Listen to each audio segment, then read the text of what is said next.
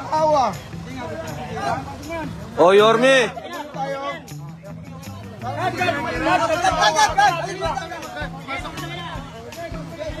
Oh, Yorme, naharang kami ng Intramuros Administration.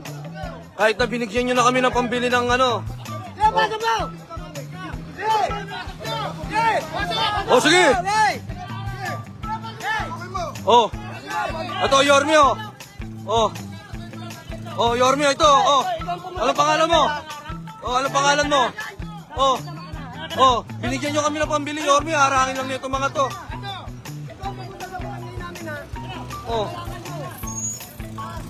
Oh. Oh.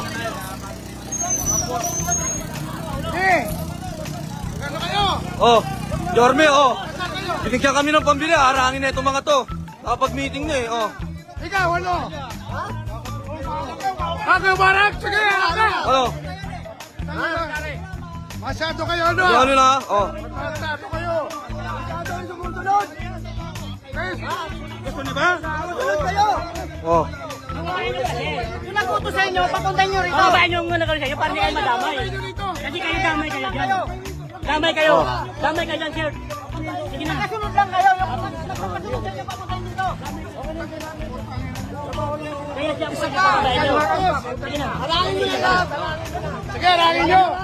Kasi once na papasok mo maya. Harang mo ka, boy! Magkakabawasan talaga tayo! Harangin nyo ulit! Para malaman nyo! Ano yan?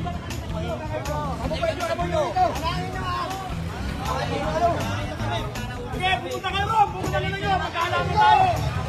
Harangin nyo ulit! Harangin nyo ulit!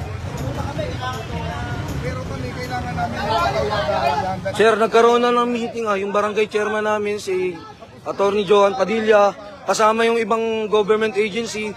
Si Yorme, binigyan na rin kami ng tulong pinansyal para makapagpatayo kami ulit. Bakit naman ganun? Diba?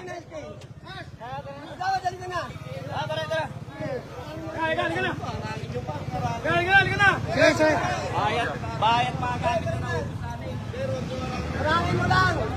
Huwag nyo kaming harangin, magkakagulo lang tayo lahat dyan. Makipagtulungan lang tayo! Kayo mapapamak dito! Papahamak kayo, maniwala kayo. Hindi sila mapapamak kayo! Kayo mapapahamak dito.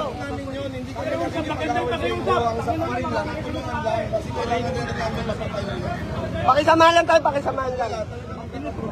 Kaya kung gusto niya, pababain niyo sila rito.